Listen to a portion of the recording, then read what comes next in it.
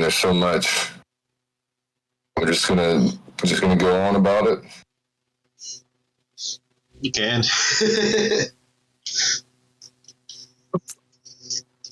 That's what this episode's about. But so before I get to Singapore, because a few of us went to Japan for a couple of days, and the rest of the family went straight to Singapore.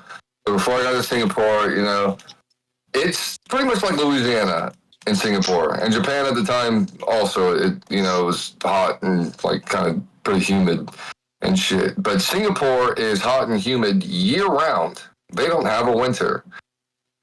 It's horrible. Yeah, so I couldn't do that. I need some cold. So before I get to Singapore, Myrtle tells me that she's gonna buy me a sarong, which is like a traditional like Japanese, or not Japanese, a Singaporean or Malay Indian kind of garb. It's pretty much a skirt. It's a long skirt. Yeah. It's just fucking, where is it?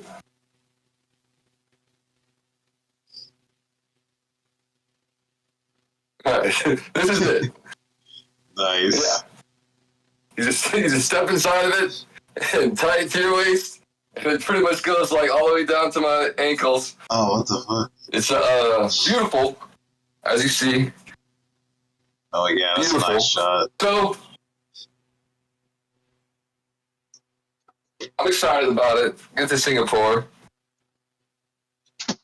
I wear it probably the second day or whatever. Go the whole day. We go to some botanical gardens and the I don't remember shit's called, but we went to see some sights. I'm wearing my sarong, feeling good, feeling traditional, feeling cultural. Great time. We start to head back to the hotel at the end of the night because we're out the whole day. Go back to the hotel. We take the subway pretty much. And we are about to get on the subway, and there's this white family that's next to us also waiting. Mom, dad, little daughter. And the guy, like, he kind of lock eyes, and he's like, fucking laughing a little bit, but trying not to laugh. And he's like, man, he's like, man, I don't. I'm like, what's up? I'm thinking he wants to tell me I'm, good-looking guy or whatever. And he says, because that's what everyone's saying to me. And he says, that's a woman's sarong. You thought he was about to shoo away his wife and kid, like, scurry away so I can call this man beautiful without being embarrassed. I'm like, what? And he's like, yeah, so when it comes to that, the women wear like the floral patterns like that is, and men wear checkered patterns. I'm like, are you fucking kidding me, dude? I'm wearing a skirt essentially, but you're telling me now that I'm wearing a woman's sarong? Yeah. like, hey, I don't give a fuck. But also, thank you for like teaching me, because maybe that's what some of the looks were like. This dude's wearing a lady's sarong, not a man's. But he was super cool about it. We had a fucking good laugh. And they're from the States, but they've been living in Indonesia. India? Something like that. Yeah. For some years now, and their daughter, she was like 3 or 4. They said that she was actually born there. So I was like, fuck, that's cool. And they were actually staying at the same hotel as us too, so we pretty much followed them and talked. Well, a little weird after being told that, but like we were pretty much with them all the way back to the hotel. It was funny, and so of course I tell my mom, all the aunts and everything, and we get a laugh, and they're like the guy told us it wasn't at the store. They're like, it's not. I looked it up, and actually, so it's only in Malay that rule applies. In India or Singapore, that like it's all both ways. It doesn't matter. So I was like, yeah, okay. And also, like I said, I'm pretty much wearing a skirt. Yeah, it's the same difference. I don't care. Yeah, but it was funny. And my mom and them, or some of them, actually ran into that couple in the elevator, and the guy was like, "Hey, I got a couple, min sarongs. If he wants one, I'll give him one." It's like it's very nice, but like it's all right. My mom bought me this. I love it. Oh. I'm gonna treasure it. Yeah, I wonder if like he just wasn't that cultured. And now I kind of wonder. Is. So I know like Korea's very conservative. I don't know. I'd imagine Japan kind of is too.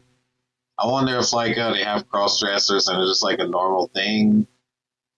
Like I wonder if he was scared to like offend you or something. Like maybe he's a cross dresser. I mean, well, I think the biggest thing is that he could tell I'm American, and it's just like this, this guy just doesn't, he doesn't know.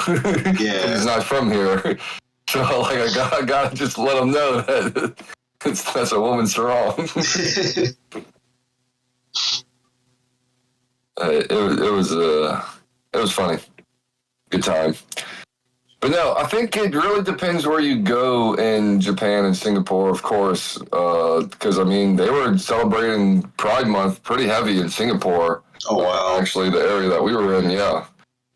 And I mean, Japan, at least Tokyo, like, it's fucking just crazy place. They're definitely, if you go to some small villages and shit, I'm sure around Japan it's different. I was actually told that, like, Tokyo is pretty much the most welcoming place in Japan. If you go somewhere else out there, you might get treated a little bit different. But I was like, I mean, all I need is Tokyo. So, yeah. Fucking Japan. Man, and this is why I wish I wasn't slacking on getting that GoPro, because I could have caught so many like just great fucking moments, because it's weird, of course, being in the moment, like taking out your phone, recording. One thing for me to like ask for a picture, but it's hard. If I just had a GoPro on me, I could catch everything, and it's whatever. But we're in Japan, and we're like walking around looking for somewhere to eat that pleases everybody. And as we're walking, we go to this one. We look at this one spot, and we're kind of like just waiting out, like right outside the door, kind of like thinking like, hey, you want to go in there? Do you want to keep looking around, whatever? And this woman who's working there comes out with some bug spray, and there's just this one like roach crawling around. She's trying to kill it. Like there's no bugs. Like it's so clean out there. There's not trash all over the place. So of course there's not like bugs and shit running all over the place. And this lady, they keep it so that she's trying to go get rid of this one cockroach. And there's people like outside eating. So she's trying to get it, having a hard time. And I'm just watching her. And so I just go up to her. I was like, you want some help? And it was kind of like, huh? And I just take off my shoe and I'm like, help? And she's like, huh? And I fucking just kill it. And dude, they had like a line of people outside eating. They all just started clapping. Damn it, that would have been fucking peak footage. They're all just clapping. And I like bow to everybody. It was just so fucking golden. Yeah. So fucking funny. Oh shit. So yeah, like that moment right there, I was like, damn, I wish I could have got that. Yeah. It was just perfect. Yeah, that would have been amazing. Yeah. Drank a good bit. Definitely drank a lot. Fucking. So Patrick, like, was pretty much on his own the first 2 days of Singapore because like all the other younger cousins pretty much went to Japan. So Patrick's just with like his mom and all the aunts. Yeah. So he's doing his own thing. He goes out on his mission every night, like trying to figure shit out. Got us hooked up at this one nice spot called the Blue Jazz with this dude Vinny that worked there. We went drink there a couple of times and he hooked it up for us. Really nice place. But he found this, and Singapore was not as cheap as Japan. It was pretty much comparable to back here, especially the drinks. They were like pretty expensive. But Patrick found this one place, like the Bourbon Street place, cheap drinks. But he found it, and then he couldn't remember where it was. So, like, when we all got there, he's telling us of this amazing place, or mostly me because I like to drink. He's telling me of this amazing place where it's really cheap to drink. But he can't fucking find it again. And we're trying to walk to it one night, a group of us. So, I did something bad. Me and Patrick and Emily we're gonna go drinking, but we were trying to get like Luke Lane and Vanessa to come too, but they're being, little bitches. They're like, we don't want to go, blah, blah, blah. And so I lied to them and told them that I have eye cancer. It's like, don't know how much time I might have left. That, I could see him, I could really spend time with them. And they fucking believed it. And they all got ready like in a fucking jiff. And like we went fucking out. But I was like, fuck, dude. So I gotta go. And I mean, it's maybe not totally dishonest because some years ago, Vanessa like fucking told me, she's like, you might have eye cancer because I got all the brown spots in my eyes. And I was like, all right, way to fucking ruin my mood. But so like that's where it is kind of believable because that could be eye cancer or it could just be sun freckles, whatever, sunspots on the eyes. But I knew it could be very believable because Lanessa had said something to me before. So she will tell the other two that, like, this could be true. And so, yeah, they believed it. And, yeah, we it is so believable. I feel bad, but I'm gonna give it some time, and I'm just gonna tell him I got treatment, and it's all good. I don't have the heart to tell the truth. Oh my god!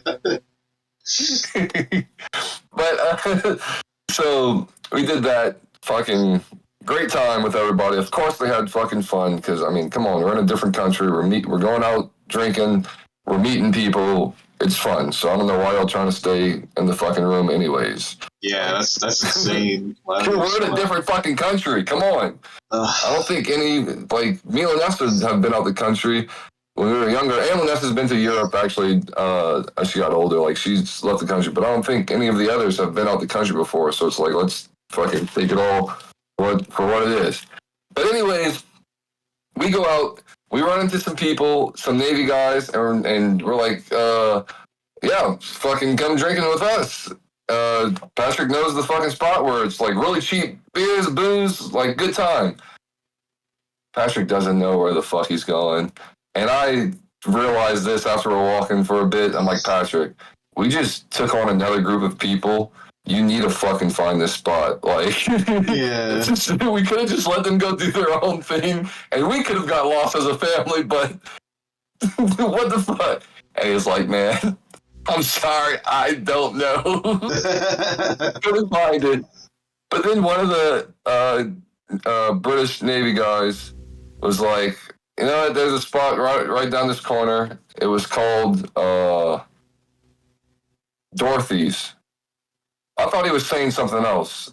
But when we got there, I see the sign Dorothy's, and I was like, okay. We go in there. It's a gay bar. And it's like super fucking gay. Like they have TV screens at each booth that is pretty much showing porn. Gay. But we go in there, we have a couple beers, and then we go our separate ways after that. They're like, okay, we're gonna go to where we were going before, and we I forgot what we did. We found some other bar to drink at, but yeah, we fucking went on. But that was fucking funny. So the next night we go back out, and hallelujah, Patrick finds the Bourbon Street of Singapore, the clean Bourbon Street of Singapore, and it was fucking cheap. Booze, beers, and it was a good time. Lots of food. So that first night, it was just like me, Patrick, and Emily, and Vanessa. We us four went out, and my cousin Emily, she got really drunk, and she's doing like an Asian accent, pretty like for. Like, it was a few hours into the night, she just started doing this Asian accent, and she just held it the whole time. She would switch to, like, British, Scottish, Irish at times when she was talking to, like, the British guy. Oh, my God. At times. But she was just holding an accent, and she got so drunk, like, she didn't want to leave, so I had to throw her over my shoulder and was like, fucking going. And we get back to the hotel. It's probably like almost 5 in the morning or some shit, 4 in the morning. And she's just holding this Asian accent so strong the whole time. And we're in the room. And so it's a hotel, but the rooms, it's like a 2-story room. And it was my mom and Nanny were in there in one big room. Me and Patrick had our own rooms downstairs. And the second floor was Nick and Sam. In a room, and then Emily and her grandma, my Aunt Donna, they each had their own room upstairs. So me, Patrick, and Emily, and then like Vanessa and the Onkels were in another like spot. Yeah. But me, Patrick, and Emily go in the room. Emily's still just holding this fucking accent the whole time, fucking cracking up, laughing. Fucking Nick, we hear his big ass start coming down, and he's like, what the fuck is going on? We're just cracking up laughing. Emily's holding that Asian accent. And he's like, hey, I thought you brought a Singaporean girl back to the hotel room. And I was like, what? I was like, why the fuck would I do that? It's all family in here. He's like, well, I just hear this, like, Asian girl talking in here. She's like, I thought you brought a chick home, and it's just our fucking cousin Emily with the best accent ever. Dude, we were fucking cracking up. And later we go to sleep. Later that day, we find out because we find out from Emily's mom, my Aunt Dawn, that when Emily gets like really drunk, like you need to cut her off drunk, she starts doing accents.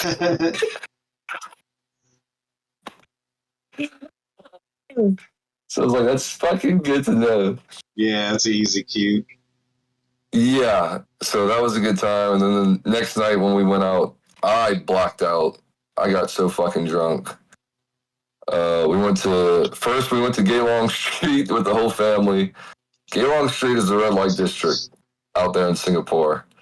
But apparently, in the red light district, Gaylong, they also have like the best chili crabs and pepper crabs. Chili crabs? Like, families go out there. It's not like it's all the like houses or whatever it's called. You can't tell what it is. Like, you don't know. And there's not like women just on the street catcalling. Like, it's very private. Yeah. Very clean, like you wouldn't even know, but everyone knows Gaylong is the red light district. If you're looking for that, that's where you go. But you also take your family out there and have a nice plate of chili crabs. So I found that very funny.